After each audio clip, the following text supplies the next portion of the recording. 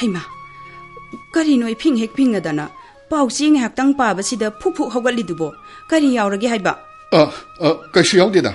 Imung amuk jang sumang amuk thok, kaino tawiridubo, ne nata nang hakta supao. Nang na maro lama. Haima, second Saturday ni, mapan thoklaroi hawjikta hairamlaga, phi amu hongolaidubo, kadai amu sapidoino. Ai mi unadaba yadaba ma leire. Kanai mino haiba, kadai waidaino haibane. Thaibema, nang sidine onthokna kuptharakre. Kaino hangda yabro, matam siga. Kuiroi ngahaktane. Hep unabagane phat lakada. Haima. Giris rom da sapiri dubu gari soba pubigadori bro. Hojikpo aina gari macha du amuk thaukigadrane. Sahi tara tari ki angang natte ko. Yengaga thaubiyo. Nang haura do yongno tawbiri dubu. Iping ek pingadana.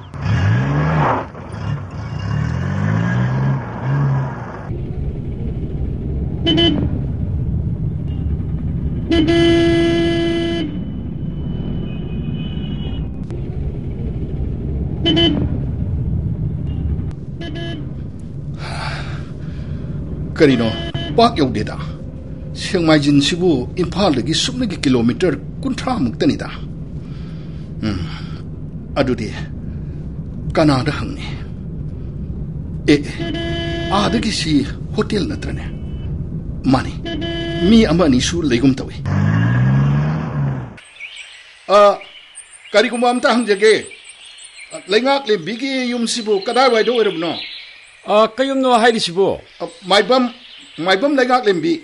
Maibam si. Akoi shaida di amata laite maibam si. Ngasi pauche da yauba khutsa haibagi first abagi mana phangkhibi photo ga konan yaukhibi do. Maishranggi indomsa tamu khoigi mani dubu Leingaklembi kaudane. Adurane. Madi shikre. Kari shikraba. Ngasaigi pauche dubu onarba salane. Onadeda. Ai number wala ma chakshil laktabane. Khangni khredako. To asongi lerang masase. Asimba lerang masase. Asomda ukta hangdiyo. Shaida di hojiki du natana kanaso laite. Phani chacharukhige.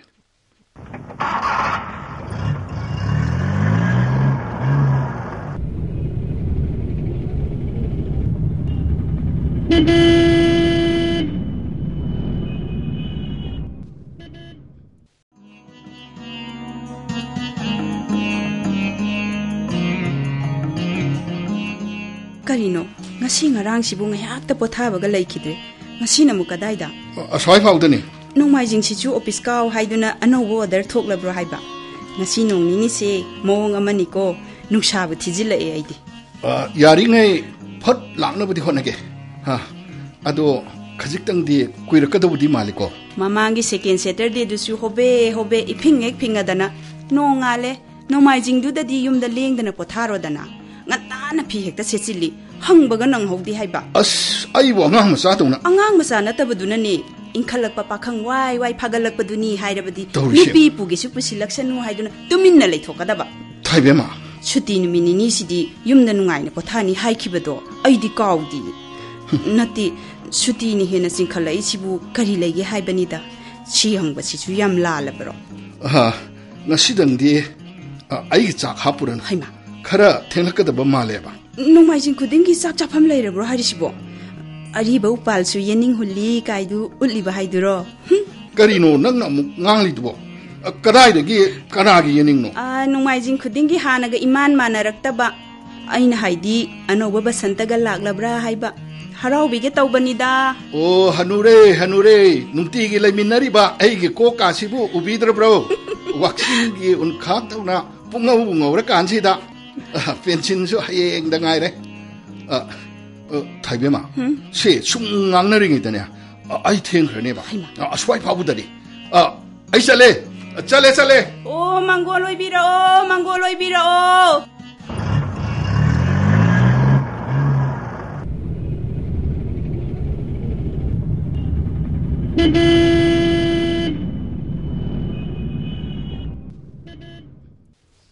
Karigino. Kana matana khangi haiba amatanga siphawa chungthorakte. Kari upai tone. Ikhang makhangdana leiba sinati. ꯑꯩꯒꯤ ꯊꯃꯣꯏꯁꯦ ꯄꯦꯟꯗꯕ ꯍꯥꯏꯕꯗꯨ ꯑꯣꯏꯔꯦ ꯅꯪꯕꯨ ꯊꯤꯕꯁꯤꯗ ꯄꯨꯟꯁꯤꯁꯤꯅ ꯂꯣꯝꯈ꯭ꯔꯕꯁꯨ ꯑꯩ ꯀꯔꯤꯁꯨ ꯄꯥꯝꯃꯨꯕ ꯂꯩꯇꯦ ꯑꯃꯨꯛꯇꯪꯗꯤ ꯑꯔꯣꯏꯕ ꯑꯣꯏꯅ ꯎꯅꯅꯤꯡꯉꯤ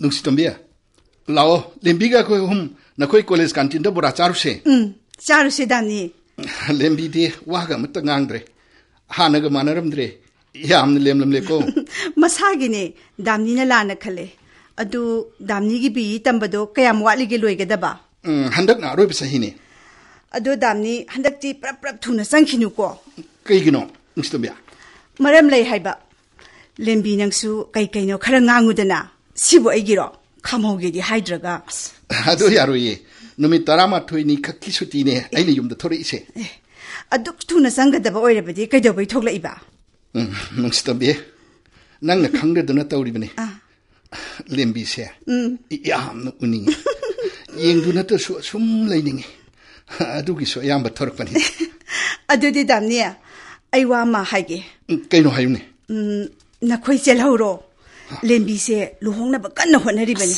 ꯅꯨꯡꯁꯤꯇꯣꯝꯕꯤ ꯑꯩ ꯂꯨꯍꯣꯡꯕ ꯉꯝꯂꯣꯏ ꯁꯨꯡꯉꯝ ꯉꯝꯂꯣꯏ ꯑꯩꯗꯤ ꯍꯣꯡꯉꯣꯏ ꯍꯥꯏꯈ꯭ꯔꯕꯅꯤ ꯂꯦꯝꯕꯤ ꯑꯁꯦꯡꯕꯔ ꯅꯠꯇ꯭ꯔꯒ ꯑꯩꯕꯨ ꯂꯛꯅꯔꯤꯕ ꯍꯥꯏꯕꯗꯨꯔꯣ ꯏꯁ ꯄꯨꯡꯁꯤꯗꯤ ꯌꯥꯔꯝꯗ꯭ꯔꯦ ꯗꯥꯝꯅꯤ ꯑꯩ ꯃꯊꯪꯒꯤ ꯀ꯭ꯂꯥꯁ ꯂꯩ ꯁꯥꯎꯔꯅꯨ ꯑꯩ ꯀ꯭ꯂꯥꯁ ꯆꯪꯉꯨꯈꯤꯒꯦ ꯅꯨꯡꯁꯤꯇꯣꯝꯕꯤ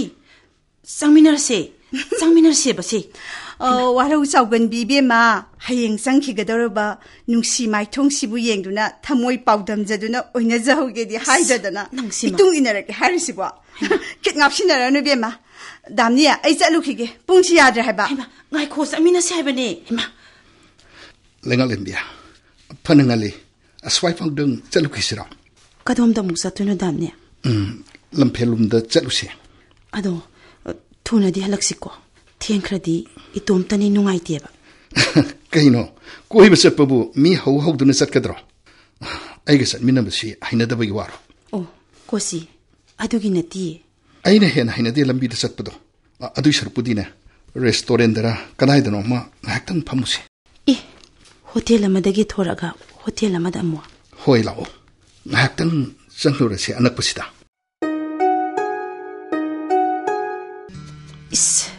ꯃꯝꯈ꯭ꯔꯦꯗ ꯀꯩꯅꯣ ꯀꯥ ꯈꯨꯗꯤꯡꯒꯤ ꯏꯃꯝ ꯃꯝꯃꯤꯁꯤꯕꯣ ꯇꯨꯅꯤꯀꯣ ꯁꯨꯝ ꯐꯝꯂꯒ ꯉꯥꯟꯊꯣꯔꯛꯀꯅꯤ ꯐꯝꯃꯨ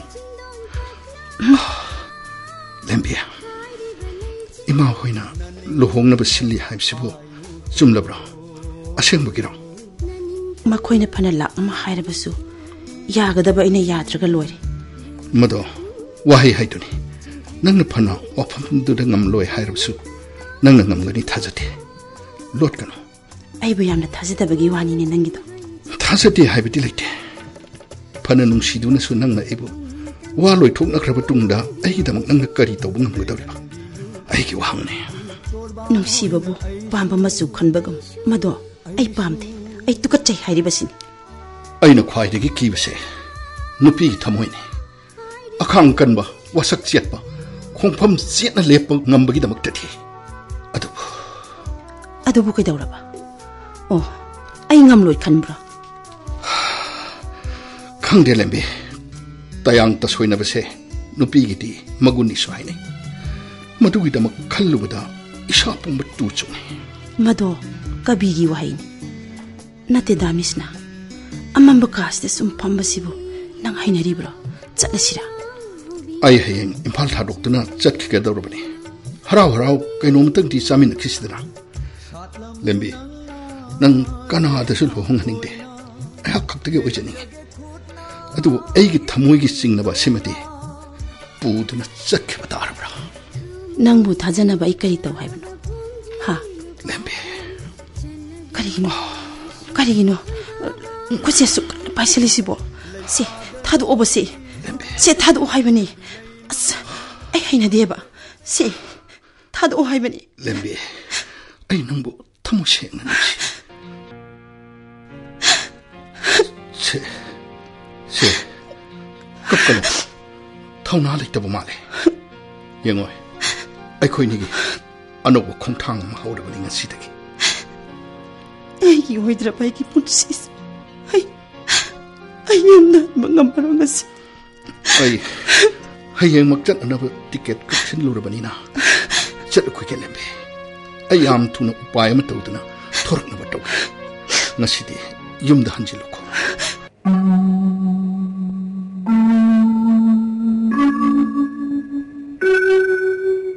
ꯑꯣ ꯏꯅꯦ 미에게 이네에게 호텔시다 멍멍우레다나 레샤비 마사시다 아묵다 항아오시라 이베마 와마다 항아오게 레잉아클렘비 까우비 누피 하마가 캉락프로 한dak mana 팡부두라 마네 캉이두디 캉해봐 인돔자 렘비두니 하이리세 ꯑꯩꯈꯣꯏ ꯁ꯭ꯋꯥꯏꯗꯗꯤ ꯂꯦꯝꯕꯤ ꯍꯥꯏꯔꯒ ꯂꯣꯏ ꯈꯪꯅꯩ 이베마 마기 마윰디 캉브라 ꯈꯪꯉꯤ 아두디 아묵다 짠미나시 아이보 아묵다 딱비오 라오 ꯑꯁꯣꯝꯒꯤ ꯂꯩꯔꯛ ꯃꯆꯥ ꯑꯁꯤꯗ ꯆꯪꯒꯗꯧꯕꯅꯤ ꯈꯔꯗꯤ ꯁꯥꯡꯉꯤ ꯆꯪꯉꯨꯁꯤ 시수 파는 상나디 쌍해 마디 시다디 마따 까람나 ꯇꯨ ꯑꯥꯗꯒꯤ ꯌꯨꯝꯁꯤꯅꯤ ꯌꯧꯔꯦ 마이따이 윰자오니네 어왕 상고이가시나 까야드 따루따나나 닝티자나 레이크레다 이쁘보 하이 빠야시리로 호이네 상고이다가 누가이나 팜마다나 하이 난 라이프고 까나 한거노네 인돔자 렘비부 라이터브로 까니 차볼레게 마 한거보 인돔자 우나바 밀라이예 아두기니 까나 노네 하하 까다 와제기로 이부모디야 마디 레이티네 까다이드 썩기게쿠라 하이비리스보 인판다 과연만 끝에 작가니 하이드나 짝기버니 마기디 아두라트라바디 작품 레이테 헤이 피다로 독존해 미부 좀 추망을 hen모르디네 야자르니다 쿠라 스와이드 숭하 아이고 까칼로 상고시다 파미나시 그까 모라스다 랭슨비요 야래 비마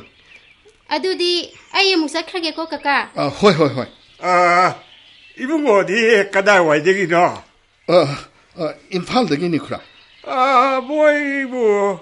뭐이 골메기 미식나네 마망가수 엔지오기 미식니 하이두나 바락히 파먹고 이거 그라주네 좀 빠야시 시겠고 파니 그리노 아이나라 이브시기 마름 파오버디 한밤 톡더버네 뚜민나 마카 따르드리시고 나테 아이나 nga이리버 레잉아클렘비시보 까나 오이리가다바 와팜세 아이나 강이 하이두나수 가직당 소이키바다 마팜스다 타와이 망고 야리바니 뿡시디 아여름 되다나 쿠라 아이노 마묵 락자라게 나시기디 여우자라게 이bungo 하이 망만 멈출락거래 호이 용놈도로 아두 까리민 거보게 까나라 미터무게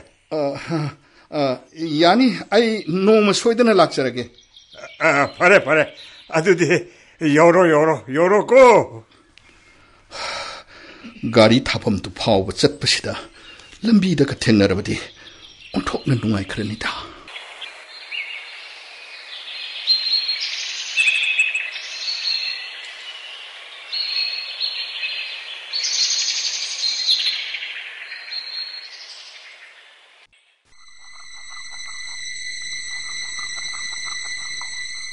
해 놈이다 한게 아찍봐 낭나수 아이보 보타한 bakari기노 ngamdreba siklaba matam masi phawdadi na tambakta mikap thokta makai sumbiro kaba karigidamakdano aina sukyamna khalluri basibo magi wakal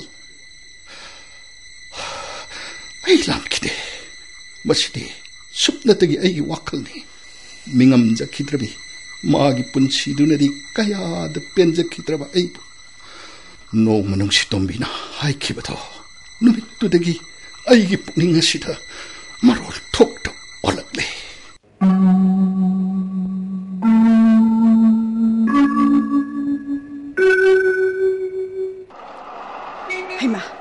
Manisana Damnia. Hi, Nungshitombi. Kadai Salubano. Tabak Amatsalubani. Imphal Kamata Takidre. Kamatori. Nuariko. Kangde the Damni. Hana Hanagi Haibatai. Hatung Actanida, Punchi Hibisi. Damni Nang Lembigi Party, Shoyd in the Punico. Nungshitombi. Aina Hanging Liba, Athokpam the Wafamdo. Nang Hudopa Yam Tansare. Mabul Humbudo. Harau Yakibra. Yanning the Hyduna Kaidoruni Damni. Karino Hyduswa. Namduna Masana Yadana Pantok Pikrabra. Damni Sankiba, Tani Pade, Mahak Luhon Kiba. Loga the Bamina Lobidrabada, Lowry the Bamina Lorabada, Tantok Pirate Ledana, Uktibini Hyduna. Kariba. Yamna Noite, Magida Makalubada. Aduk Hakshin Krabada. Laija Uruba, Tampungu, Dakpum Dunamarum Oikra. Damni. Shuk Shatir Kani Hibidi. Can Kidabani. Nupado. Nupado Canano. Nati, Nupado Canano. Nimituda, Nakoina Sankiba, Hotel to Gimapu or Ramani. Nungshitombi. Damni. Nang how Kaya the Sun. Magim upon the Dickery were hungry. Aroba Paricado. Nangam Kide Aisha. Louis no power but Tintaram than a Punsi when a Mabukuna but Turkey. Matam did a Suma Una Kidrabra. Madugi by Lake Kide. Kaya the Topam Kankide. Dinopam Kankida. Amuk to take a Kidreba. Adukan but kind of a image actor. I know I don't need Canberra. I sing Kide. No power with the soup. I can't but Kaya the walking Nungshitombi. Damnia. Ikaiki Kankide. Nisha the Tainatana. Awabasi. Kamlashira Kanki. Sunning but in the powder of it over. Imana Kaya the Cupkiba. Wajakiba. Aidanata. Dani. Lambi. Mina Ukraga Kaikai no Kanki. Paris. Lam the Chocolate liver baby to give my shadow. Kang Bugam Latratuna. Mutakpangam none of a hydra. Aroiba Pirep Amaka Loraki. Aroiba Pirep Pivati. Shiva Natano Opility. I see the guy that chops on a country. Yes, I do you now. I this item then. Man and home number. I'm out yam the Waroki, yam the pendant to be. Masu, Mana, Yana the Honky Badinette. Yada no home bibana. Magin the Paratan took Pirate Levada. Lembi, Mayumdam Sankidre. Mayumdam Jalakidre. A singbani damni, Mayam the Wakibani. Pare damni, Matang Saba Madamu Unarisi. I bus larly.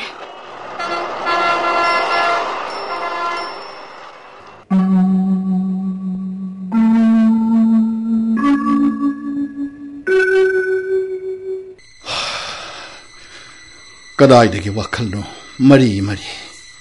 Pumnamak Sienta Crab Iselni, Ningam the Bagitsainamak, Piram Laga.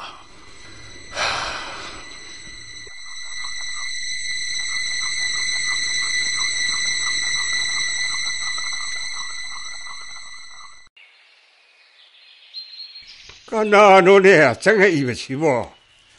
Hi, da no so. Laban Padu the Tradisivo. Naga Pachalactabane. Kura, I Nasisu luxury. Bungo, Sago, say, see the morale. Hit the carcalo. Panicura. Nanjo, under the Charkido, Kaya did right there. Kajik Kedakiva. Ado, Nashidu Udo Hina Tabla, Mark Chatokti, Imungalinea. Hai, kana le. Hai, nanamado, mi lai hayo. Didi bungo. Kurasu, karikaino tabain kanka taurge, pamuko. Nasidi, matam kuirabagi tungsida, unabatarabra. Amatasu hunkidriba mihul. Nangdi, karaida lot durivan hanmakay. Kari takpigadabano? Lembi.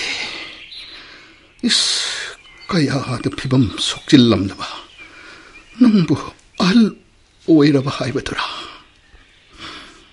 Pausigi mapol taraba chenadu paubuna manghan bangamdraba. Nangi kajaigi sambruadu matandi. Hiktaraba unsaduda mayak cheng lady. Mani matumamaki aigi lembituni. Nahan long sulak piramni haibadura. Kari haibigadabano tumina sum lairibasibo. Aibu khangdraba sala. Mamaida luktaduna laibitusu hongamdri. Adunara. Natraga langkak mai pumba hauriba kuisinara. Hana uplamdaba pawari ano. Pumnamuktugi matakta aina updiba tupisnasu. Aibu khangnanabagi pangal laitre. Aina tinatemase matamna purakhiba saktamni namangsida lembi. Aina karini haina hangadoriba. Yumsina kanagi. Hanguragana kari. Kari taurabage. Kari na somna pambiribadabo. Aise kainoma sum khallure. Nate aina hangjaribase lan khanbiganu. Aiga wari sanajaramba ahalsibo. Image hek pokminaba mamani. Mama. Hoi. Ado karigumba matang hangjaningduna tawbani. Sinfamsida mai onsinbirakpa kayam kuibirabage. Phanadi kuire sahi kunmuk suramagani. Potsai singsibu saba yekpagi wakalonsibu karam haina horakhibage. Khwai punamak singna madungaktani hangbiriba. Khangdeda punsi se mipal taningdaduna tawningai leitaduna ainasu sum pamjabaga sum honabadagi phibamse yorkhibani. Thaunadugidamak thagatchari. Sinfam sangdubu amukta yengjaningi yabigadra. Yenghanjaningba aigi crowd ki potphoksinga dudi melada loina satkri. Kaisu kaideda.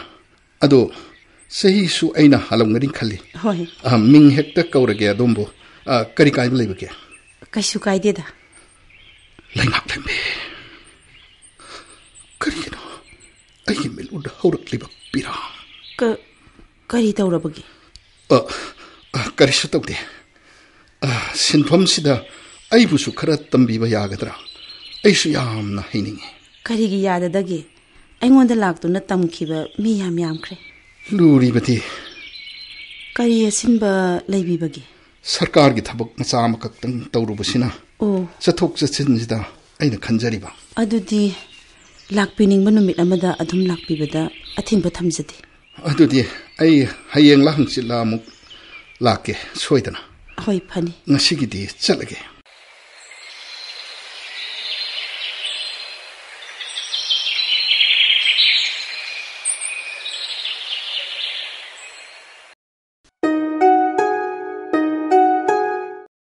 Adomna aigi thabak asida thawai yawbiduna tattana lakpiba. Hingat hambige khanbiba.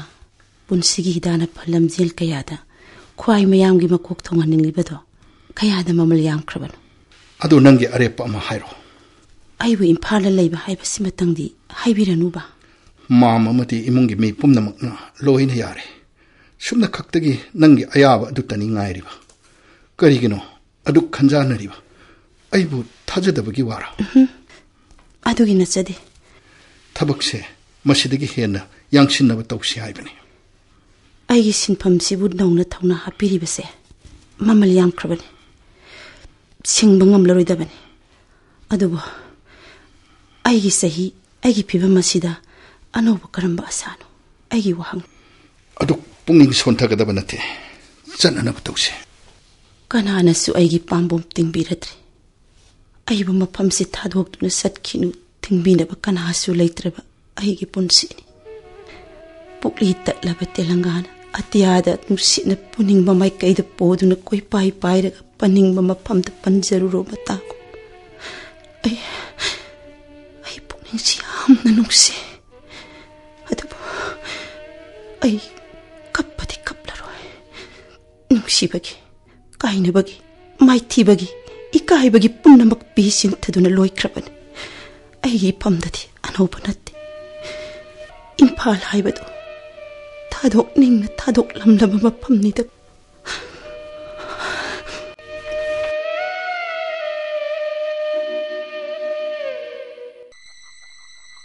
Thaibema. I knocked Pumlora. I wa hike. Naha Ningsing Libra. No ma aida nangonda hike bedo. Karibo. I no piama lake. I na lojake kana lojaki benupini. Nupi. Lodi loki. Kari haiba. Adubo. I no pi oibadi punkidre. Kainaki. Kanano. Mahakto di kanano. Mahakto. Atay kanaso na ti Thaibema. Ay ko'y anina nga si purak liba. Leingaklembi asine. Leingaklembi. Karitaw re. Namay namit kumzindo na naralay raba migum lanjadabi nang lalibadi ay ni pumnamak ay nani ay isa na loti. Maharani oido na su. Ay ginupagang ang nabadi ay hakpamde. Thaibema. Aduka, tampasa na pa na oido na su ay galwa nabadi tamoy sinayaning de. Wakaldo, onare Thaibema.